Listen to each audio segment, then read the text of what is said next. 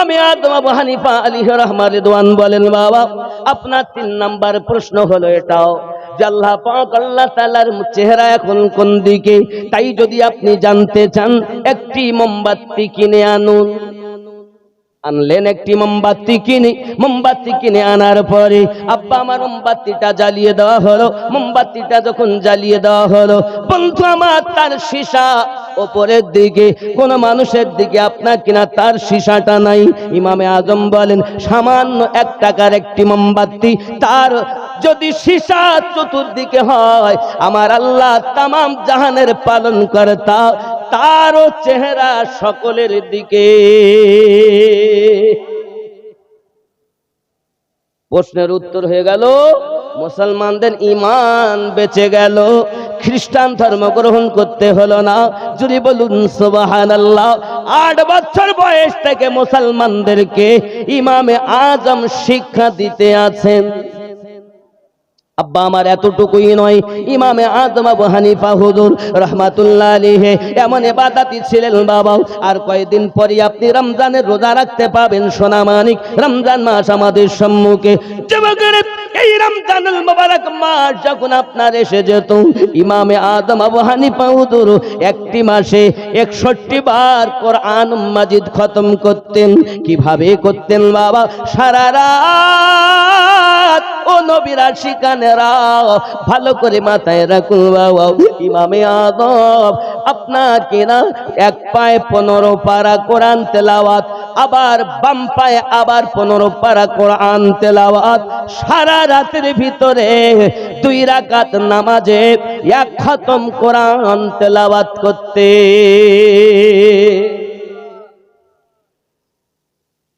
সকাল থেকে সন্ধ্যা 1 খতম, 30 দিনে 60 খতম। আর তারাবির নামাজ 20 রাকাতে পড়তেন 1 খতম। 1 মাসে এই 61 বার কোরআন খতম করতেন। ইমামে আজম আবু হানিফার পাগুলো ফুলে ফুলে মোটা হয়ে গেছে।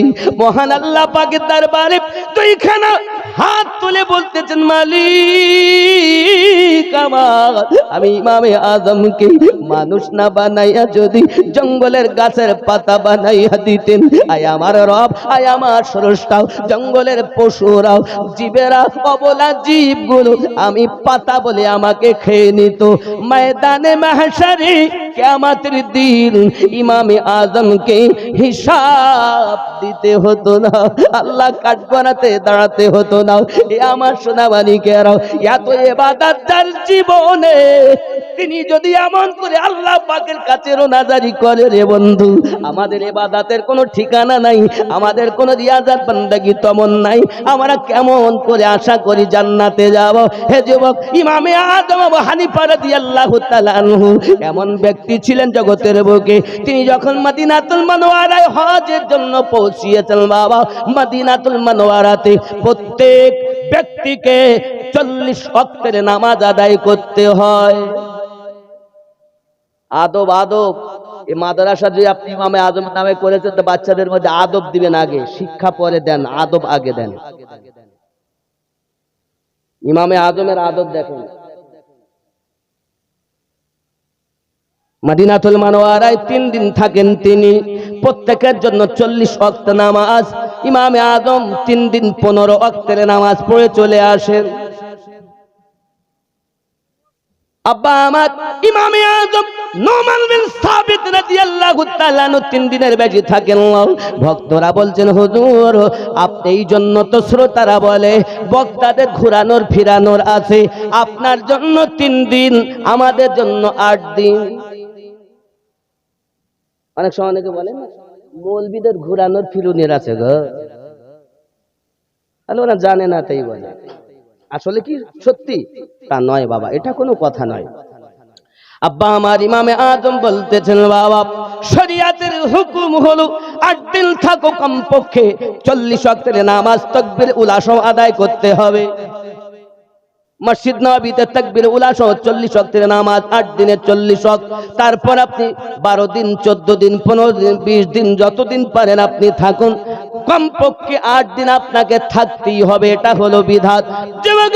ইমামে আযম আবু হানিফা বলেন, হুজুর কি জিজ্ঞাসা করেন, হুজুর আপনি কেন 3 দিন থাকবেন, চলে যাবেন?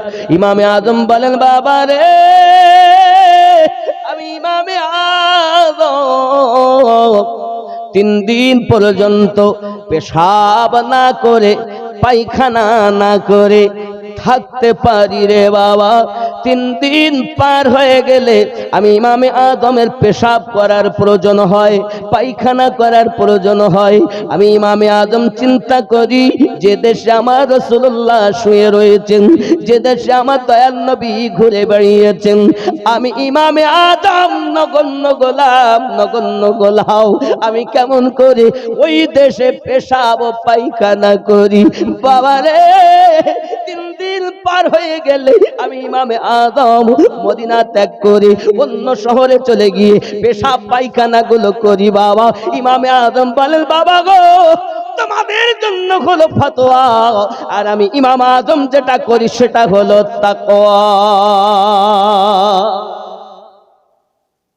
আদব, পেশাবও করছেন না, পায়খানাও করছেন না।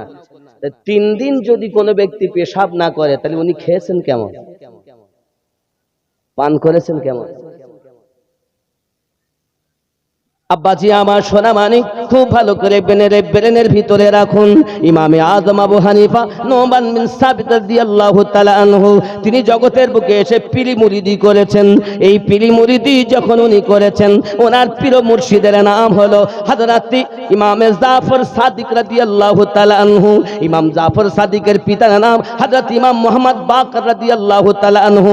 ইমাম মুহাম্মদ বাকরের আব্বার নাম হযরত ইমাম জয়নুল আবেদিন রাদিয়াল্লাহু তাআলা আনহু। আর ইমাম জয়নুল আবেদিনের আব্বার নাম ইমামে হোসাইন রাদিয়াল্লাহু তাআলা আনহু। আর ইমাম হোসাইন পাকের আব্বা জানের নাম হযরত আলী কারামাল্লাহু ওয়াজহুল কারীম। আর হযরত আলী রাদিয়াল্লাহু তাআলা আনহু, যার কাছ থেকে বেলায়াত প্রাপ্ত, তিনি হলেন প্যারা নবী রাসূলুল্লাহ। ইমাম আযম করছেন, তার পীর চেনেন না? তার পীর ইমাম মুহাম্মদ জাফর সাদিক রাদিয়াল্লাহু।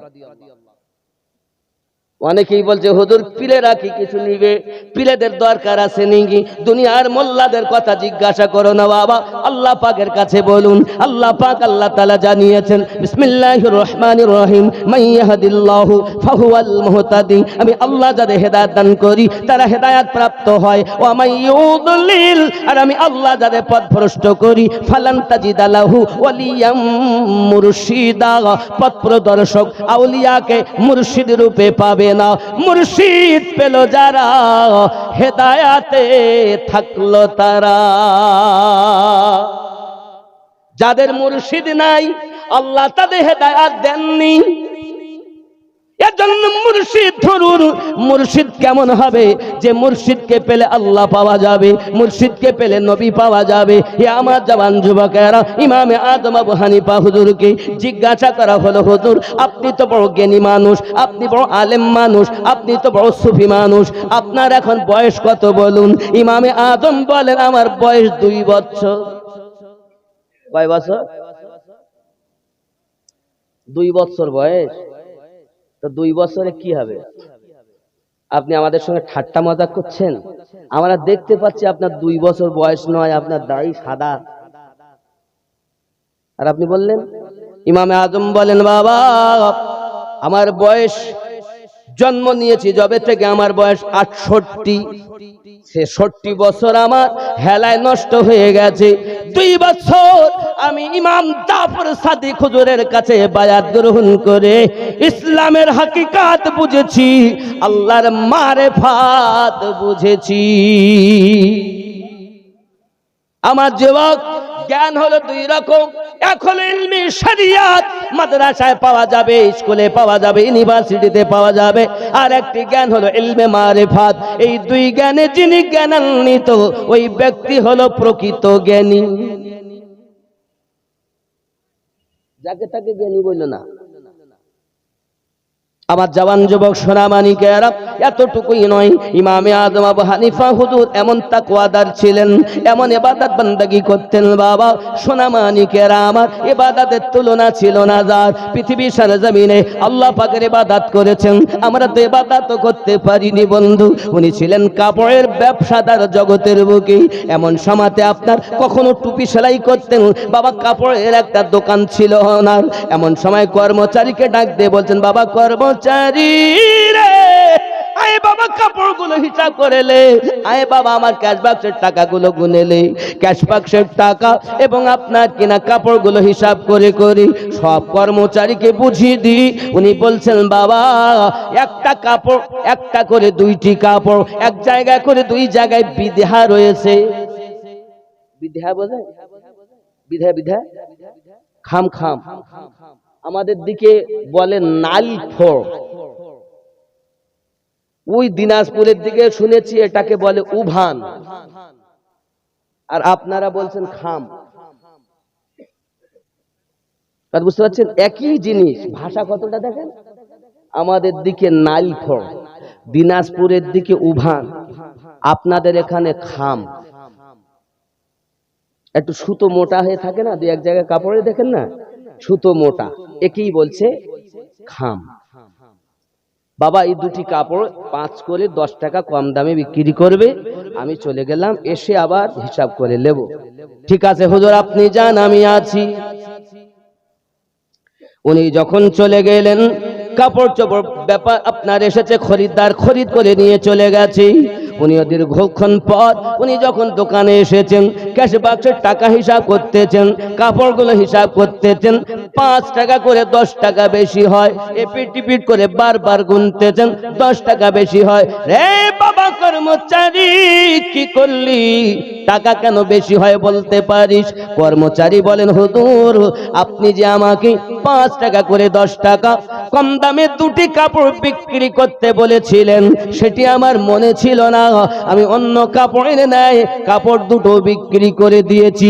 ইমামে আজম বলেন, বাবা তুই কত সর্বনাশ করেছিস, কত ক্ষতি করেছিস জানিস? ওই মানুষটাকে কি একবার চিনতে পারবি যে কাপড় খরিদ করে নিয়ে গেছে? হুজুর সম্ভবপর নয়। কার কাছে বেচেছো সেটা কি জানো? হুজুর তাও সম্ভব নয়। তবে এখন উপায় কি হবে বলো বাবা? 5 টাকা করে 10 টাকা বেশি টাকা এখন কি করা যাবে? টাকাগুলো ক্যাশ বাক্সে হিসাব করে দেখেন, 40,000-এর মতো টাকা আছে। ইমামে আজম বলেন, বাবা 5 টাকা করি 10 টাকা বেশি হওয়ার কারণে এই টাকাগুলো আমি ইমামে আজমের জন্য হালাল হবে না, বাবা এই টাকাগুলো সাদকা করে দাও। হে যুবক, ইমামে আজম আবু হানিফা হুজুর রাহমাতুল্লাহ আলাইহি এত তাকওয়াদার ছিলেন, 10 টাকা বেশি হওয়ার জন্য 40,000 তিনি সাদকা করে দিলেন। আর আমরা বেশি হলে বুঝতে পারি না, কম হলে মোটে গুনতে জানে না, কম হলে কাকু করে। আছে না জি? এরকম ভাব আছে না নাই? আব্বা আমার সোনামানিক, এমনি করে জগতের বুকে দেখা যায় ইমামে আজম আবু হানিফা টাকাগুলো সাদকা করে দেওয়াতে বললেন, সব সাদকা হয়ে গেল। একজন ব্যক্তি কাপড় দুটো সাথে করে নিয়ে এসেছে, ইমামে আজমের কাছে নিয়ে এসেছেন। ইমামে আজম আবু হানিফা, হুজুর আপনি কাপড় দুটো ফেরত নিন আর আমার টাকাগুলো ঘুরিয়ে দিন। ইমামে আজম বলেন, বাবা কাপড় ফেরত দাও কেন? বাবা নিয়ে গেলে ফেরত নিয়ে এসেছো কেন? ডাক দিয়ে বলছেন, হুজুর এক জায়গায় করে দুই জায়গায় কাপড়ে খাম থাকার কারণে আমার বিবি কাপড় দুটি পছন্দ করিনি, তাই আপনার কাছে আমি নিয়ে এসেছি। কাপড় দুটো ফেরত নেন আর আমার টাকা ফেরত দেন।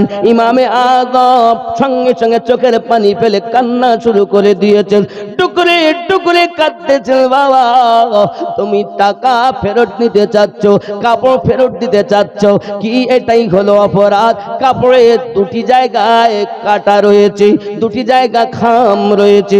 ইমামে আজমের কান্না দেখে কাপড় ফেরত নিয়ে এসেছেন তিনি লাফ মেরে উঠে বলছেন, হুজুর আমার টাকা ফেরত দিতে হবে না, আমার কাপড়গুলো নিতে হবে না, আমি বাড়ি চলে যাচ্ছি, দয়া করে কান্না বন্ধ করে দিন। ইমামে আজম বলেন, বাবা আমি তোমার টাকা ফেরত দেওয়ার জন্য, কাপড় ঘুরিয়ে নেওয়ার জন্য কাঁদি না, আমি কাঁদি কেন জানো বাবা? এক জায়গায় করি, দুই জায়গায় কাপড়ে খাম থাকার কারণে বিবি পছন্দ করিনি। কাল হাসরের ময়দানে আমার আল্লাহ পাক যদি ডেকে বলেন, ইমামে আজম রে তোর আমল নামায় বহু জায়গাতে খাম রয়েছে রে ইমামে আজম, হে ইমামে আজম তোর গতি আমার কাছে জাহান্নাম, আমি তোকে কাপড় নেওয়ার জন্য, টাকা ঘুরিয়ে দেওয়ার জন্য কাঁদি নাও, আমি ইমামে আজম হাসরের মাঠে আমার নিজের আমল নামার চিন্তায় কাঁদি। এই আমল নামা ভালো আছে? খাম নাই তো, সুদ খায়, মদ পান করে, নবীর দিওয়ানা, সব খাম। যদি খাম হয় এখনো সময় আছে, তওবা করুন। তিনি এমন তাকওয়াদার মানুষ যার নামে মাদ্রাসা। আল্লাহ কবুল করুন, জোরে বলি আমিন, আরো জোরে আল্লাহুম্মা আমিন। আব্বাজি আমার সোনামানিকেরা, আমরা মজা পেয়েছি বড় শ্রেষ্ঠ, ওনার ইন্তেকালের পরও তিনি মাজারে জিন্দা, জোরে কোন সুবহানাল্লাহ। বিশ্বাস হয়? হে বাবাজি আমার খেয়াল করুন, ইমামে আজমের কাছে খাজা খিজির এসে শিক্ষা গ্রহণ করতেন। বাবা ইমামে আজম যখন ইন্তেকাল করলেন, হযরতে খাজা খিজির আল্লাহ পাকের দরবারে ফরিয়াদ করেন, আয় রব এখন আমার উপায় কি হবে, ইলম তো আধুরা রয়ে গেল। আল্লাহ পাক বলেন, খিজির আমার ইমামে আজমের রওজার উপরে যাইয়া তুমি তোমার সবকগুলো বলবে, আর আমার ইমামে আজম মাজার থেকে তোমার প্রশ্নের উত্তর দেবে, তোমার পড়া ইনকমপ্লিট গুলো কমপ্লিট করে দেবে। ইন্তেকালের পরও মাজার থেকে যিনি শিক্ষা দিয়েছেন তিনি ইমামে আজম, আর ওনার নামই মাদ্রাসা। জোরে বলি, আরো জোরে বলুন। আব্বা আমার সোনামানিকেরা, প্যারা রাসূল সাল্লাল্লাহু আলাইহি ওয়াসাল্লামের মুহাব্বত করে, উলফাত করে, ইশক করে যারা দুনিয়া থেকে বিদায় নিয়েছেন, তাদের এহ জগতে লাভ, পর জগতেও লাভ। ও আমার জীবন হয়ে কবরে চলে গিয়েছে, আজ আমরাও যদি আমার জীবন লাভ করতে পারি তাহলে আমাদের জন্য সব হবে। বাবা বিবি আমার কবরে যাবে না, সন্তান আমার কবরে যাবে না, বন্ধু আমার কবরে যাবে না, আমার সঙ্গে যাবে তিনটি জিনিস। কয়টা? এক নাম্বার যাবে আমার আসবাবপত্র মালমাত্তা, দুই নাম্বার যাবে আমার বন্ধু বান্ধব আত্মীয় স্বজন, তিন নাম্বার যাবে আমার আমল নামা। দুইটা ফিরে আসবে আর একটা সঙ্গে যাবে। কয়টা সঙ্গে যাবে?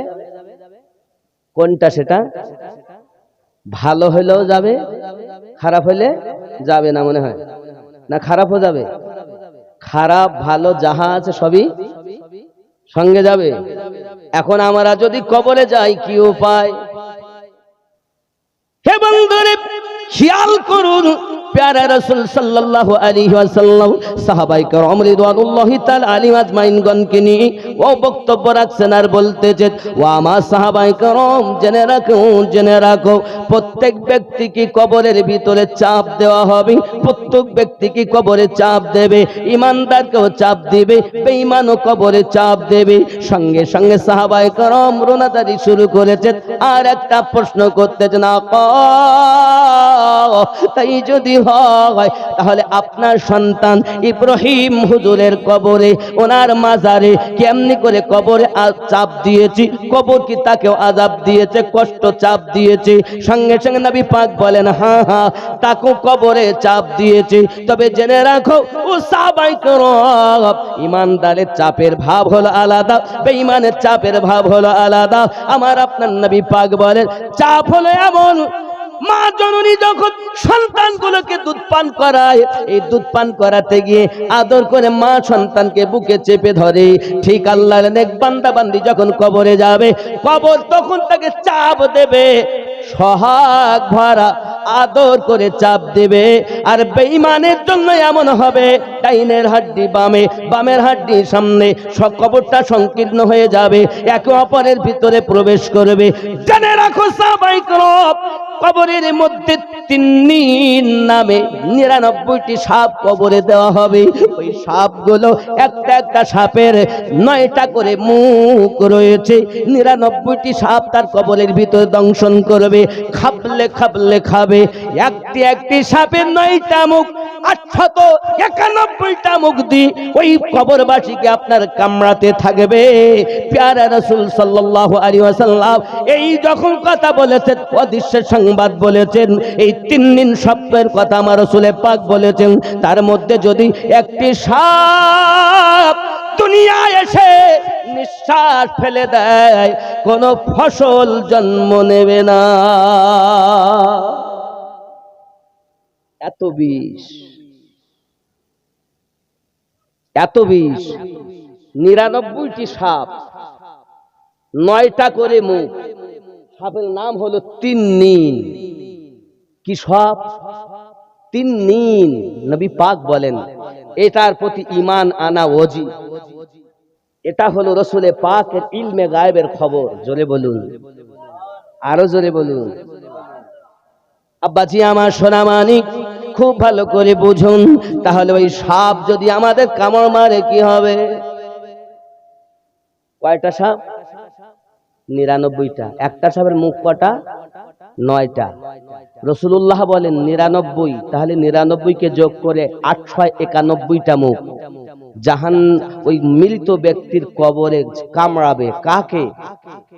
যারা কুফরি করে কবরে যাবে, গুনাহ করে কবরে যাবে।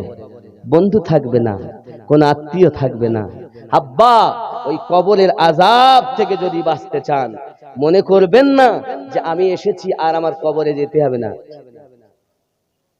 ও গো আমার কবর ভাঙা মাটি,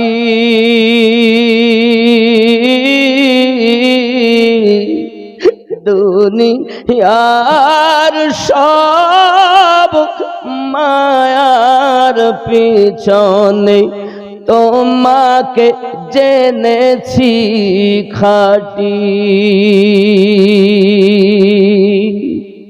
পেতে দিবে তুমি ধুলির আসর, ওগো জানাবে আদর কত।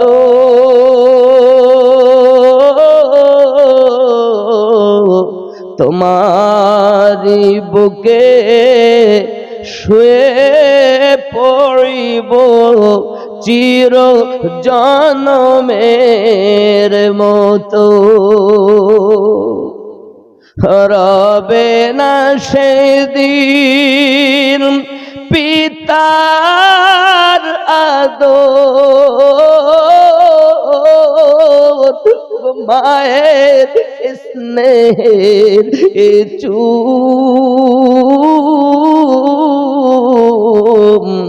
তোমারি মাঝে শুয়ে পড়িব ওগো নিরালা নির্ঝুম। ওগো আমার কবর ভাঙা মাটি,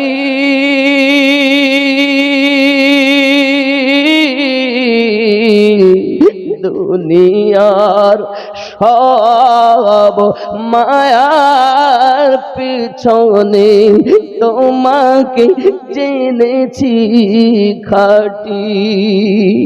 যুবকরে, আল্লাহর রাসূল সাল্লাল্লাহু আলাইহি ওয়াসাল্লামের প্রথম খলিফা আবু বকর রাদিয়াল্লাহু তাআলা আনহু মদিনাতুল মুনাওয়ারার নিকটতম কবরস্থান জান্নাতুল বাকির ভিতরে প্রবেশ করে নিশিরাতে কান্না শুরু করে দিয়েছেন। এত কান্না কাঁদতেছেন, মদিনাবাসীদের আপনার কিনা ঘুম ভেঙে গেল। তারা ঘুম ছেড়ে জান্নাতুল বাকিতে যাইয়া প্রবেশ করেছেন। রে কে কাঁদো? এত রাতের ভিতরে কে কাঁদতেছো কবরস্থানে প্রবেশ করে? আব্বাজি আমার আবু বকর রাদিয়াল্লাহু তাআলা আনহুর চোখের পানি ঝরতেছে। মদিনার মানুষ বলতেন, আবু বকর কান্না করার কারণ তো বুঝলাম না। আল্লাহর হাবিব সাল্লাল্লাহু আলাইহি ওয়াসাল্লামকে জান্নাতের সার্টিফিকেট আপনাকে 1 নম্বরে দিয়েছেন, আর আপনি কেন গোরস্থানের ভিতরে ঢুকে কান্না করতেছেন? আবু বকর রাদিয়াল্লাহু তাআলা আনহু বলেন, ওরে মদিনার মানুষ, এটা সত্য কথা, এটা সত্য কথা, জান্নাতের সার্টিফিকেট আমাকে রাসূলুল্লাহ দান করেছেন। তবে দুনিয়া থেকে যাওয়ার পরে প্রথম খাঁটি তার নাম হলো কবর। এই কবরে নাকি প্রশ্ন উত্তর জবাবদি করতে হয়। আমি আবু বকর রাদিয়াল্লাহু তাআলা আনহু নবী পাকের জবান মোবারকায় কবরে 3 দিন সাপের কথা শুনেছি, কবরে আযাবের কথা শুনেছি। আমি আবু বকর কবরের ভয়ে কাঁদি। ও বাবা, আমল তো কিছুই নাই, আমরা কি সার্টিফিকেট পেয়েছি? কাঁদুন, বেশি বেশি করে কাঁদুন। কবরে আমাদেরকে প্রত্যেককে শুইতে হবে যুবক। ওই কবরে আপনার আমাকে আমল নামা দিতে হবে। একজন ফেরেশতা এসে আমাদের উদিত করবেন আর বলবেন, লেখো। কি লিখবো? যাহা তুমি করেছো দুনিয়াতে লেখো। খাতা আমার কাছে নাই, কলম আমার কাছে নাই। সঙ্গে সঙ্গে ফেরেশতা বলবেন, তোমার কাফনটাকে তুমি খাতা বানাইয়া লাও, তোমার হাতের আঙ্গুলকে কলম বানাইয়া নাও, তোমার আর গালের থুতুকে কালি বানাইয়া নাও। যত কাজ করেছো তুমি লেখো। এখন আমি বাবা জালসা দিয়েছিলাম বহারান মাদ্রাসায়, আমি জালসায় সহযোগিতা 5000 করেছি, 1000 করেছি, নামাজ পড়েছি, রোজা রেখেছি, হজ করেছি, বস্ত্রহীনকে বস্ত্র দিয়েছি, ক্ষুধার্তকে খানা খাইয়েছি, রমজানের রোজা রেখেছি, যাকাত প্রদান করেছি। লেখা হয়ে গেল, সমস্ত কিছু লিখে দিয়েছে। ফেরেশতা কাফনটাকে টান দিবে, আবার লেখো দুনিয়ায় কত মন্দ কাজ করেছো। আব্বা আমার, আমি তখন লিখতে চাইবো না, বলো তুমি মন্দ কাজ করনি। ভয়ে বলবে না আমি করিনি। সত্যি তুমি করনি? হাত দিয়ে সুদের টাকা নিয়েছো? না আমি নেইনি। অমুক দিন অমুক সময় অমুক লোকের কাছ থেকে সুদের টাকা লেনদেন করেছো, টিকিট কেটেছো। এখানকার ছেলেরা টিকিট কাটে না? খুব কাটে না? কাটে না? হাত দিয়ে টিকিট কেটেছো বলে আমি কাটিনি। আব্বা আমার, সঙ্গে সঙ্গে আমার জবান বন্ধ হয়ে যাবে।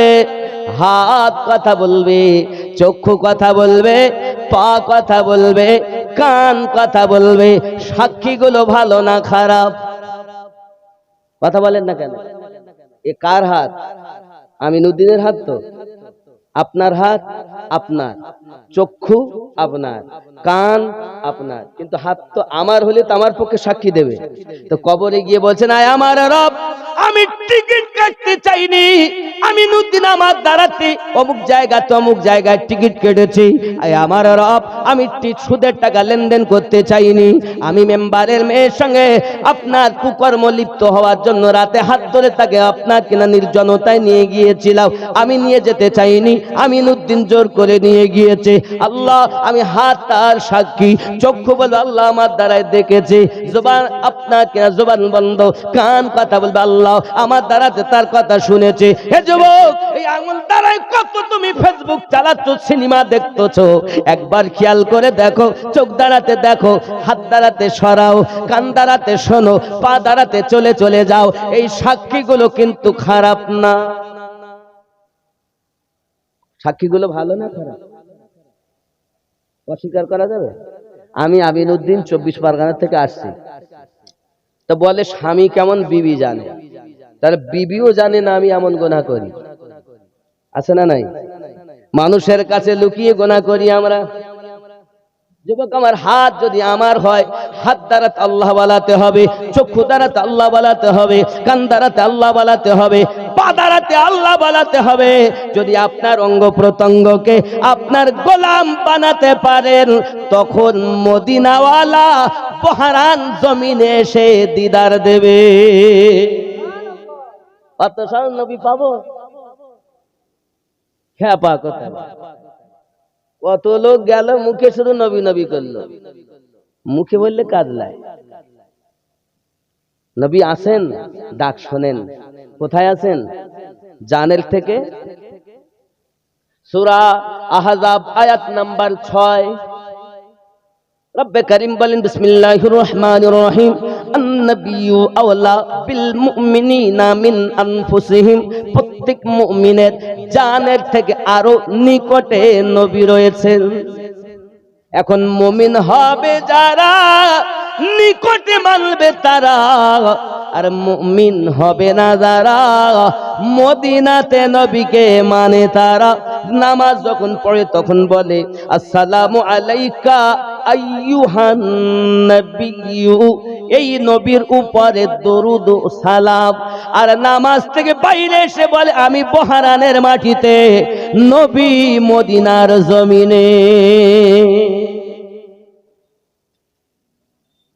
তাহলে কথার সঙ্গে কাজের মিল। ওই ব্যক্তি মুমিন নয়। যেই বলল নবী মদিনায়, ওর কথায় সে মুমিন হতে পারিনি। কারণ আল্লাহ পাক বলেছেন মুমিন হবে যারা জীবনের থেকে নিকটে নবীকে বিশ্বাস করে তারা। বলুন না, আমাদের নবী মদিনায় না আমাদের কাছে? নবী ডাকলে শোনেন, আমাদেরকে দেখেন। যদি মনে করেন দেখেন আল্লাহ ক্ষমতা দিয়েছেন, আল্লাহ দেখছেন নিজ ক্ষমতায়, আর নবী দেখতেছেন আল্লাহ পাকের প্রদত্ত ক্ষমতায়। এর নাম ঈমান। আর আপনি যদি মনে করেন নবী দেখেন না, তা আপনার ঈমান নেই। আব্বা, আমাদের এইগুলোকে আগে ঠিক করতে হবে, মদিনাওয়ালাকে দিলে বাসাতে হবে, তাহলে লাভ। জীবনের থেকে বেশি রাসূলুল্লাহকে মুহাব্বত করতে হবে, ঠিক কিনা বাবা? তাহলে হাত আমার কথা বলবে, আমার পক্ষে সাক্ষী দিবে, পা আমার পক্ষে সাক্ষী দেবে, চক্ষু আমার পক্ষে সাক্ষী দিবে, এ বিবি এ বাচ্চা এ দুনিয়ায় সব বেপক্ষে সাক্ষী দেবে। কিন্তু হাতও যদি বেপক্ষে দেয় তো আমার মানব জীবনটাই বেকার। যদি আপনি আপনার অঙ্গকে নিজের গোলাম বানাতে চান, আল্লাহ ওয়ালাদের দ্বারস্থ হয়ে যান। আব্বা আমার, কেউ বা আছেন ওয়াহালের সরজমিনে, কেউ বা আছেন বেলিলি শরীফের সরজমিনে, কেউ বা মাহারারা শরীফের সরজমিনে।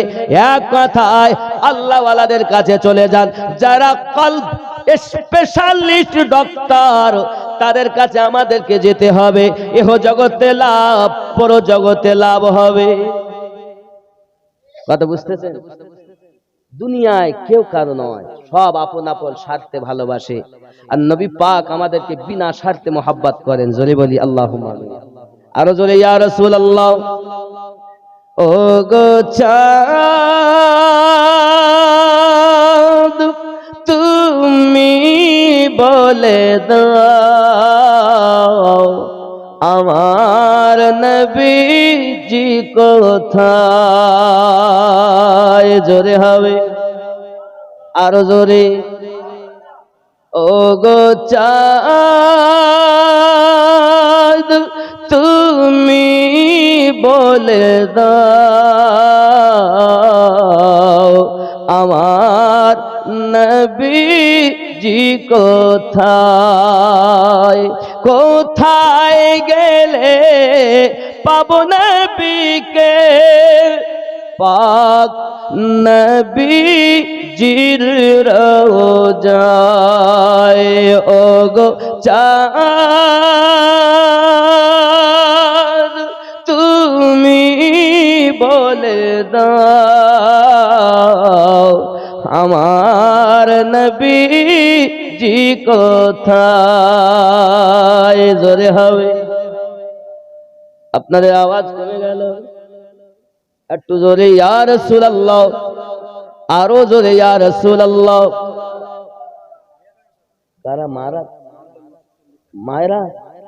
আপনাদের মাশাআল্লাহ মাশাআল্লাহ। দেখেন আমার আম্মারা ৯৯৪০ টাকা নাকি? আম্মারাই দিয়েছেন বাবা। ২৭,০০০ এসছে। হ্যাঁ, এর আগে এসছে। আর এবার আলো ৯৯৪০। তাহলে আমার আম্মারও অনেক দিয়েছে। আল্লাহ মায়েদেরকে আবিদা জাহিদা নেককারিনী বানিয়ে দিন। আল্লাহ আমার মায়েদেরকে নেক জায়েজ নিয়তকে কবুল করুন, জোরে বলি আমিন। আরো জোরে আল্লাহুম্মা আমিন। নারে তাকবীর।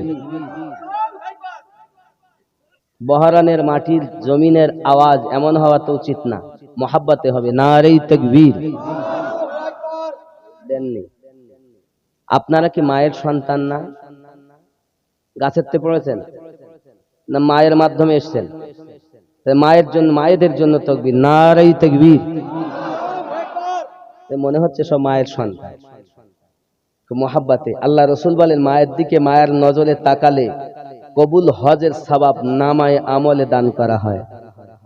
আরো জোরে বলুন নারে তাকবীর, নারে তাকবীর, নারে রিসালাত, নারে রিসালাত, নারে তাকবীর।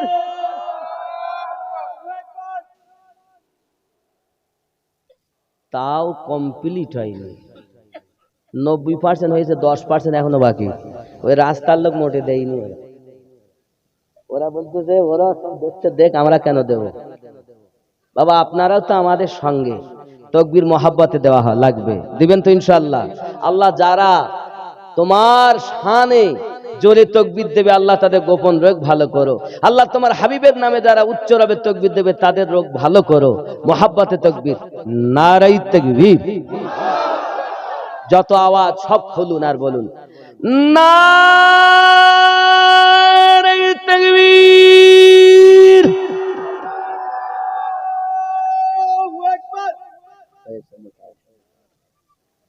নারে রিসালাত। এই দেখেন আশিকে রাসূলের আওয়াজ, মোহাব্বত। বহরানের মাটিতে জালসা হচ্ছে আজ বোঝা যাচ্ছে। মাশাআল্লাহ, আল্লাহ কবুল করুন। আমার আম্মা জানদেরকে আরো বেশি বেশি দান করার তৌফিক দান করুন। আল্লাহ আমার আম্মা জানদেরকে আবিদা জাহিদা নেককারিনী বানিয়ে দিন। জননী মায়েদেরকে আল্লাহ নেক সন্তান প্রসব করার তৌফিক দান করুন। আরো জোরে বলি আল্লাহুম্মা আমিন। আজকের এই মাহফিলে 3টি বাচ্চার দাস্তারে কিরাত হবে। কোন মায়ের সৎ সন্তান, কোন বাপের সৎপুত্র। আল্লাহ আপনি সকল পিতা ও মাতাকে আপনার দরবারে কবুল করে নিন, জোরে বলি আমিন। আরো জোরে আল্লাহুম্মা আমিন। আমার জননী মায়েরা, পৃথিবীর জমিনে আল্লাহ পাকের এই ইসলাম ধর্মের জন্য রাসূলে পাকের মায়াতে জীবন যারা স্বর্গ করেছেন, নবীকে সব থেকে বেশি মোহাব্বত করেছেন। সামান্যত আপনি টাকা দিয়েছেন, আল্লাহর হাবিবের মোহাব্বতে নিজের সন্তানকে কুরবান করেছেন। ইসলাম ইতিহাসে অনেক আশিকান আল্লাহর হাবিবের এমন গুজরে গেছে। একদা হযরতে বেলাল রাদিয়াল্লাহু তাআলা আনহু মসজিদ নববীর কাছে এসে এলান করে দিলেন, ঢাড় পিটিয়ে দিলেন, যুদ্ধের ময়দানে কারা সব শামিল হন, নববী মসজিদের সম্মুখে হাজির হয়ে যান। আব্বাজি আমার সোনা মানিকের হাবশী বেলাল রাদিয়াল্লাহু তাআলা আনহুর এই আওয়াজটা যখন একজন মায়ের কর্ণগোচর হয়েছে, মায়ের একটি ছোট্ট সন্তান, বাচ্চাটি আপনার নাবালেগ বাচ্চা, ওই বাচ্চাটাকে মা আপনাকে আদর করে বুঝায় আর বলে, বাবা আমি তোমাকে নবী পাকের দরবারে নিয়ে যেতে চাই। হাবশী বেলাল রাদিয়াল্লাহু তাআলা আনহু এই যে ঢাড়া পিটুনের এলান শুনেছেন, ও বাবাজি আমার বলো তুমি কি যেতে চাইবে? মা জননীর কান্না বাচ্চাটার সম্মুখে, মা জননীর কান্না দেখে বেটা বলে, আম্মা এত কান্না কেন? আয় আমার বেটাও, আমার কান্না একটি মাত্র দুঃখে বিগত বছর তোমার পিতা জিহাদের মাঠে দাঁড়িয়ে শহীদ হয়ে গেছে। আমি শহীদের বিবি হতে পেরেছি রে বাবা, কিন্তু শহীদের মা হতে পারিনি, কারণ আমার উপযুক্ত বাচ্চা নাই যে আমি যুদ্ধের ময়দানে পাঠাবো। সঙ্গে সঙ্গে ওই নাবালেগ বাচ্চা বলছে, জননী কি হয়েছে? জওয়ান বেটা নাই তো কি হয়েছে? আমি তো আছি আপনার আশা পূর্ণ করার জন্য। এইরকম বাচ্চা জন্ম দেন দুনিয়ায়। সন্তান দিয়েছেন না শয়তান দিয়েছেন? দেখুন, যদি শয়তান হয় ওই বাচ্চার জন্য কবরে আযাব, আর যদি সন্তান হয় ওই বাচ্চার জন্য কবরে শান্তি। আগে কি জন্ম দিচ্ছেন দেখুন। আমার জওয়ান যুবক সোনা মানিক, মা জননী কান্না করে। মা আমার কান্না যখন কান্না করতে করতে হাসি ফুটে গেছে। বেটা সত্যি কি তুমি যাবে? সত্যি কি জিহাদের মাঠে যাবে? হুজুর আমার ও জননী মা, আপনার চিন্তা নাই, হুজুরের মহাব্বতে আপনার আশা পূর্ণ করার জন্য জিহাদের ময়দানে আমি যেতে রাজি। মা তার ছোট্ট বাচ্চাকে হাত কানা ধরে এনে নবী পাকের সম্মুখে আপনার কিনা মসজিদ নববীর কাছে দাঁড়িয়েছেন। বেলাল রাদিয়াল্লাহু তাআলা বলেন, হুজুর অনেক যুবক এসেছেন, অনেক আপনার এসেছেন যুদ্ধ করার জন্য, তার মধ্যে একটি মা তার একটা নাবালক বাচ্চাকে নিয়ে হাজির হয়েছে। তার মনের আশা বাচ্চাটাকেও জিহাদের মাঠে নিয়ে যেতে হবে। মা বলে, আমার বাচ্চাকে নিয়ে যেতে হবে, আমি তাকে মানা করেছি। তোমার বাচ্চা বাঁচাতে যাওয়ার জন্য আমাদের অনেক ক্ষতি হবে, যুদ্ধ ঠিক মতো হবে না। মা জননী বলেন, বেলাল আমি বাচ্চাকে ফিরিয়ে নিয়ে যাওয়ার জন্য আসিনি, আমি বাচ্চাকে আমি ঘুরিয়ে নিয়ে যাওয়ার জন্য আসিনি। মেহেরবানি করে আমাকে ফেরাবেন না। অগাধ কাগতি মিনতি করতেছেন, ইয়া রাসূলুল্লাহ, ইয়া হাবিবাল্লাহ, হুজুর বলুন আমি এখন কি করব? প্যারা নবী আমার সাল্লাল্লাহু আলাইহি ওয়াসাল্লাম ওই মা জননীর কাছে গিয়ে পৌঁছে বলছে, জননী মা খবরটা কি বলো? ইয়া রাসূলুল্লাহ, ইয়া হাবিবাল্লাহ, হুজুর আমার আপনার কদমে আমার আম্মা আমার আব্বা কুরবান, হুজুর আপনার কদমে বিগত বছর আমার স্বামী কুরবান হয়েছে, আপনার মহাব্বতে আমি আমার স্বামী কুরবানি দিয়েছি। আমার বেটার আমি কুরবানি দিতে পারিনি, কারণ কোনো জওয়ান বেটা নাই। আমার মনে বড় আশা, আমি যদি শহীদের মা হতে পারতাম। হুজুর আমার সন্তানের থেকে আপনার প্রতি আমার ভালোবাসা বেশি। কাশেম তার স্ত্রী 500 টাকা দিয়েছেন, আল্লাহ কবুল করুন, জোরে বলি আমিন, আরো জোরে আল্লাহুম্মা আমিন। আব্বা আমার ওই ডাক্তারের ছেলেগুলো কই, আর মুফতি সাহেবকে ডাকুন, আসুক। আমাদের ওই পর্ব না হলে কালেকশন শুরু হবে। কথা বুঝতে পারেননি? যারা দাস্তারে কেরাত যারা আসো, বাচ্চারা তোমরা এসো অবিলম্বে। মুফতি সাহেব আসবেন, বক্তব্য দিবেন। রাগ হচ্ছে আমার কথায়? আমি কি আর ছেড়ে দেব? বলবো চলবে, এমনি তো বেলা 11টা অবধি চলবে।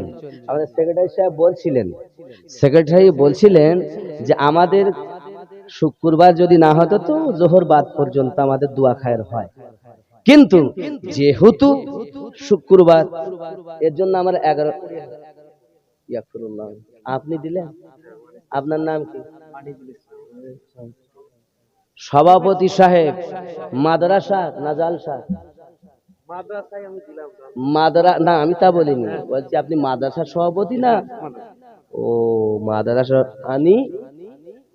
মানিজুল ইসলাম, আগে 10 আর এখন 20, মোট তো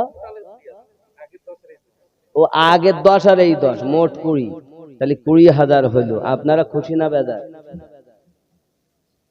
খুশি তো? আচ্ছা তাকবীর দেন তো, নারে তাকবীর, নারে রিসালাত, মাসলাকে আলা হযরত, নারে গাস, নারে খাজা, নারে তাকবীর। একজন মা বেনামি 500, আল্লাহ কবুল করে নিন, জোরে বলি আল্লাহুম্মা আমিন, আরো জোরে আল্লাহুম্মা আমিন। বাবাজি আমার, দানকারীকে আল্লাহ রাসূল সাল্লাল্লাহু আলাইহি ওয়াসাল্লাম বড় ভালোবাসেন। আল্লাহ পাক বলেন দানকারী ব্যক্তির জন্য, প্যারা নবী সাল্লাল্লাহু বলেন, বাবা বলেন জি, সুবহানাল্লাহ। হাজী নেয়ামত শেখ এমএলএ সাহেব, তিনি মাদ্রাসার জন্য 50,000 টাকা দিবেন। নারে তাকবীর, মহাব্বতে নারে তাকবীর, নারে রিসালাত। আল্লাহ পাক দান কবুল করুন, আল্লাহ দিতে বারকত দিন, ওনার মনের বাসনা পূর্ণ করুন। একজন কোরআন মাজিদ হাদিয়া 600, একজন দিয়েছেন 500, আল্লাহ কবুল করে নিন, মনের নেক জায়েজ নিয়ত পূর্ণ করুন, আল্লাহ জগৎ পরজগৎ মঙ্গলময় বানিয়ে দিন, আরো জোরে বলি আল্লাহুম্মা আমিন, নারে তাকবীর, নারে রিসালাত। দানকারী দাতাগণ, আরো জোরে দানকারী দাতাগণ, নারে তাকবীর। আছে ইনশাআল্লাহ হবে। আমি এখনো পয়সা চাইনি। এই জওয়ান যুবক এ হাত দ্বারা আল্লাহ পাকের রাসূলের রওজার নিকটে গিয়েছি বাবা। মোহাম্মদ সিরাজ আলী 1000 টাকা আল্লাহ কবুল করুন, জোরে বলি আমিন।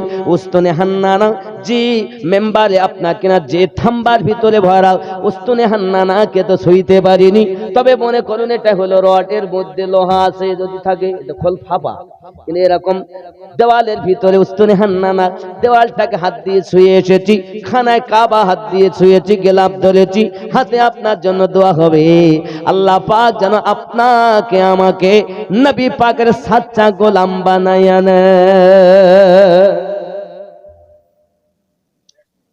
মানে কোন জায়গায় যদি আল্লাহ আপনাকে কখনো মদিনায় নিয়ে যায়, যাবেন তো রিয়াজুল জান্নাতে, যখন তো অ্যাপসের মাধ্যমে এখন ঢুকতে হয়, তো রিয়াজুল জান্নাত থেকে বার হওয়ার সময় দুটো থাম্বা আছে, তো বাম হাতের যে থাম্বাটা মোটা, এই থাম্বার মধ্যে উস্তুনে হান্নানা খেজুরে সেই কাঠ ভরা, যে আমার নবীর মোহাব্বতে কাঁদতেছিলেন, জোরে বলে।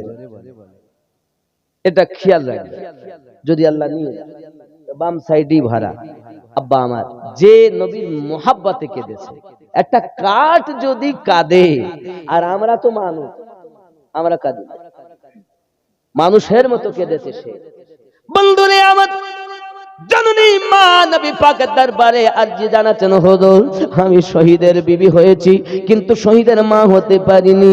হুজুর আমার জওয়ান কোনো বাচ্চা নাই, নাবালেগ একটা বাচ্চা হুজুর আমি এনেছি, জিহাদের ময়দানে নিয়ে যেতে হবে হুজুর, ফিরিয়ে নিয়ে যাওয়ার জন্য আমি আসিনি, মেহেরবানি করে কবুল করুন। আমার আপনার নবী বলেন, আয়া জননী উম্মাতান, যেই বাচ্চাটাকে বাঁচানোর জন্য, তোমার বাচ্চাটাকে বাঁচানোর জন্য আজ আমার সিপাহীদের, আমার লস্করদের বড় সুবিধা হবে। দুশমনেরা তীর্থরূপ চালাবে, তারা তলোয়ার চালাবে, বাচ্চাটা শহীদ হয়ে যাবে, বাচ্চা তো বাঁচানো সম্ভবপর নয়। মা জননী ডুকরে কেঁদে উঠে বলছেন, দরুদি আমি বাচ্চা ফিরিয়ে নিয়ে যাওয়ার জন্য আপনার দরবারে নিয়ে আসিনি হুজুর, আমি নিয়ে এসেছি এই কারণে, যখন কোন দুশমন আপনার দিকে তীর চালাবে, আপনার দিকে যখন নেজা চালিয়ে দিবে গো আকা ইয়া রাসূলুল্লাহ, আপনি খবরদার ওই তীরের দিকে তীরটা যেন আপনি আপনার দেহে নিবেন না, আমার বাচ্চাটাকে তীরের সঙ্গে করে দিবেন। আমি মা জননী চাই আমার বাচ্চার কলিজা তীরের আঘাতে দেহটা যেন ধাতরা হইয়া যায়। আয় আকা আমার মনে বড় সাধ, আমি শহীদের মা হতে চাই। মা কেমন গো দুনিয়ায় প্যারা রাসূলের কদমে সন্তান কুরবানি করে দেয় বাবা, আর আমরা পৃথিবীর জমিনে সন্তানটাকে শিক্ষা দিতে চাই না ঠিকভাবে। আমার আব্বা জানেরা প্রাইভেটে না গেলে বাচ্চা বকাবকি করি, আব্বা আমার স্কুলে না গেলে বকাবকি করি, কিন্তু ফজরের নামাজ না পড়ে বাচ্চা ঘুমিয়ে থাকে, মা বাপ ঘুমিয়ে থাকে, একবার মা প্রতিবাদ করে না, আব্বা প্রতিবাদ করে না। বাবা আমার নিজের সন্তান যদি মানুষের মতো মানুষ করতে চান, নিজে আগে আমল শুরু করে দেন। আমার গৌসে ওয়াহারি আলিমউদ্দিন নকশবন্দি রাহমাতুল্লাহ আলাইহি জন্যই তো বলেছেন, ওরে মানুষ যেদিন মানুষ হবে,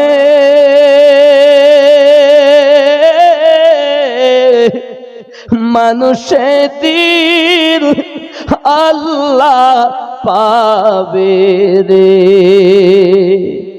নইলে পশু হইয়া মারা যাবে, ইহা কোরআনে শোনা যায়।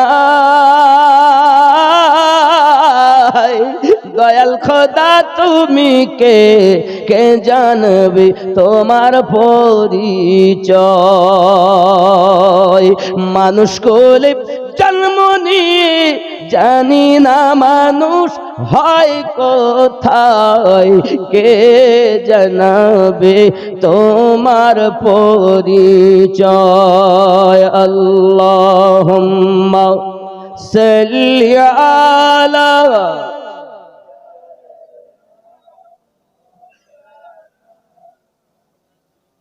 وعلى آل سيدنا।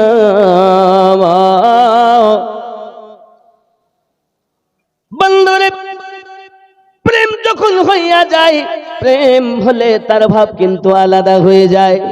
আব্বা আমার জওয়ান যুবকেরাও, প্রেমিকের ব্যাপারটাই কিছু আলাদাও।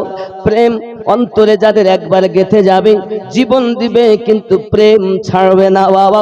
এর নাম হলো ইশকে রাসূল, এর নাম হলো ইশকে আপনার কিনা ভালোবাসাও।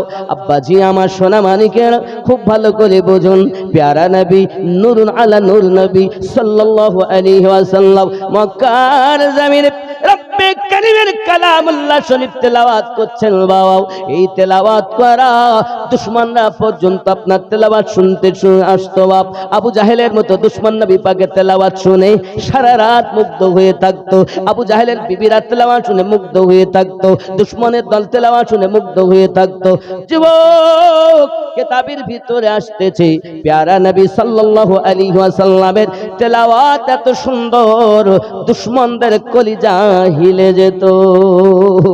কিতাবের ভিতরে আছে বন্ধু, একটি বালক আমার দয়াল নবী পাক সাল্লাল্লাহু আলাইহি ওয়াসাল্লাম আপনার কিনা তার মোহাব্বতে পড়ে গেছে। বালক, বাপ কিন্তু নবী পাকের দুশমন, সন্তান কিন্তু নবী পাকের আশিক।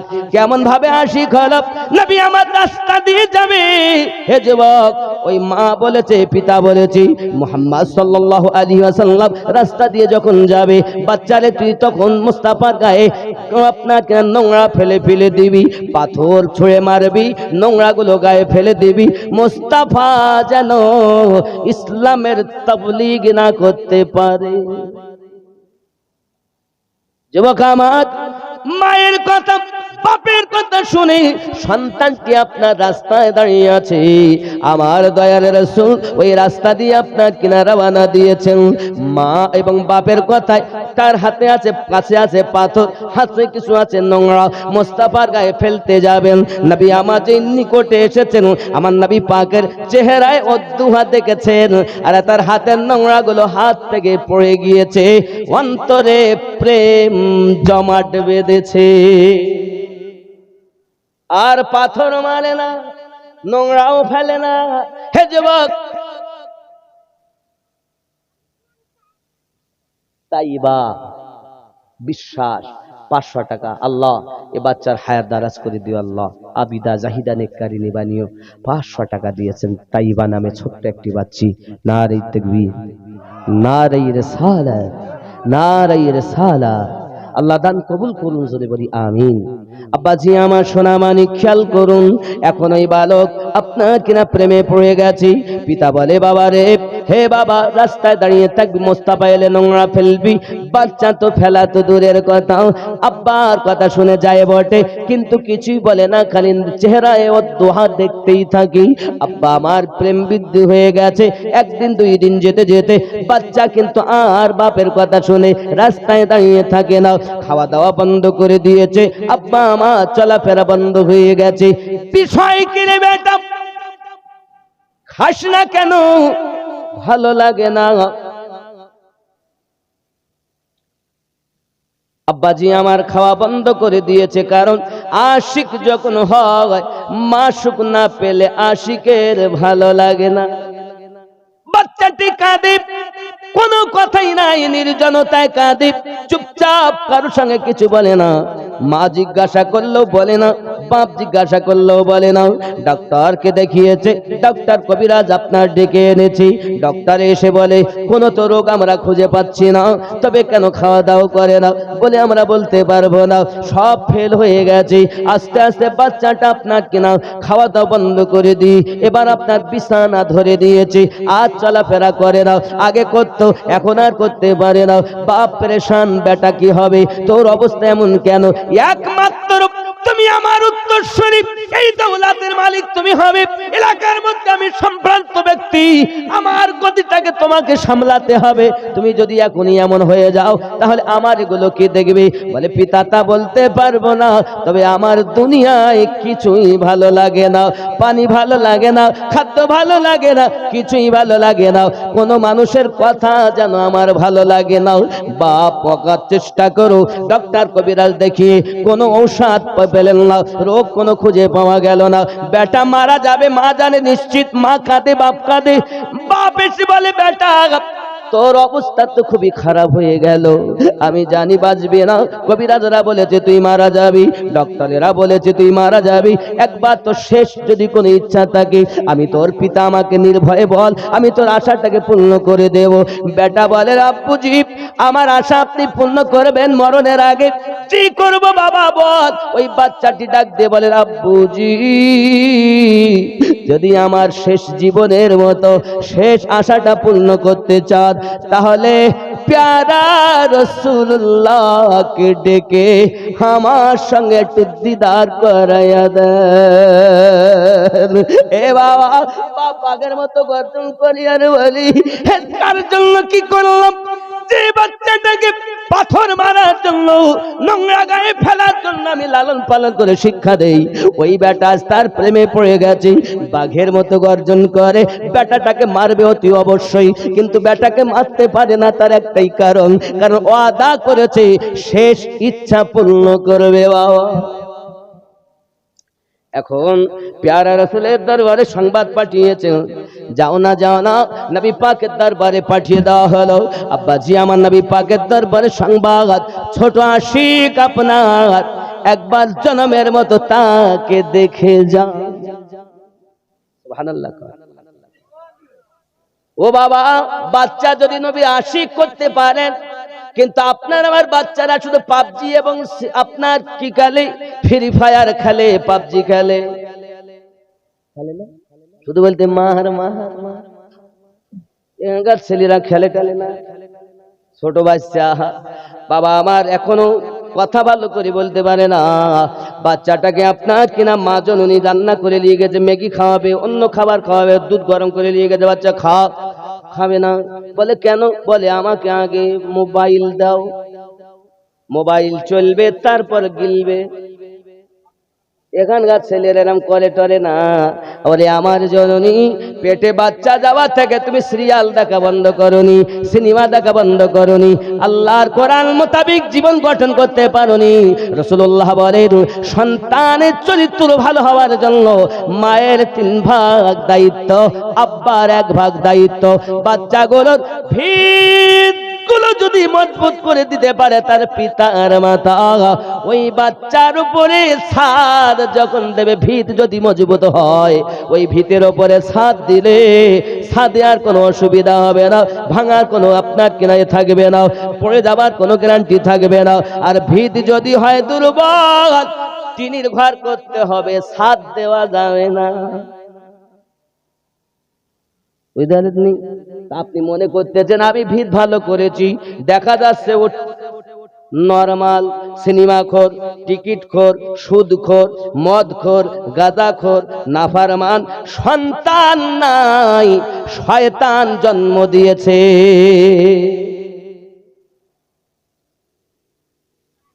নিজে ভালো হও, ভালো হবে। আমার গস ওয়াহার এই জন্য বলেছেন তুমি নিজে আগে ভালো হলে ওগো দুনিয়া হবে ভালো। নিজে মন্দ কর্ম করে পরকে কেন মন্দ বলো, দুনিয়া হবে ভালো। ওগো নিজে ভালো হওয়ার তরে চল না রে মন পীরের দারে রে। এখন পীর আল্লাহ, খেলাফতিও সব পথে বিক্রি হচ্ছে,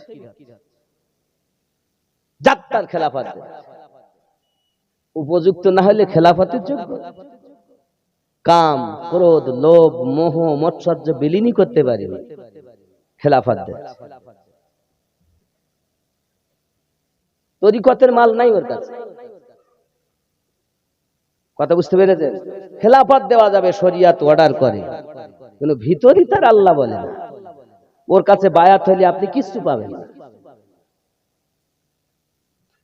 অরিজিনালের কাছে বায়াত হন, নিশ্চিত আপনার পীর রাসূলে পাকের সঙ্গে আপনার দিদার করাবে। হাসরের ময়দানে এই পীরের সঙ্গ ধরে আল্লাহ আমাদেরকে আহ্বান করবেন। প্রমাণ সূরা বনী ইসরাঈল আয়াত নাম্বার ৭১। জোরে বলুন সুবহানাল্লাহ। আল্লাহু আকবার। একটু উঠে দাঁড়ান, মুফতি সাহেব আসছেন, উঠে দাঁড়ান, আলেমে দ্বীন আসছেন, নারায়ে তাকবীর। এইখানে বসাও।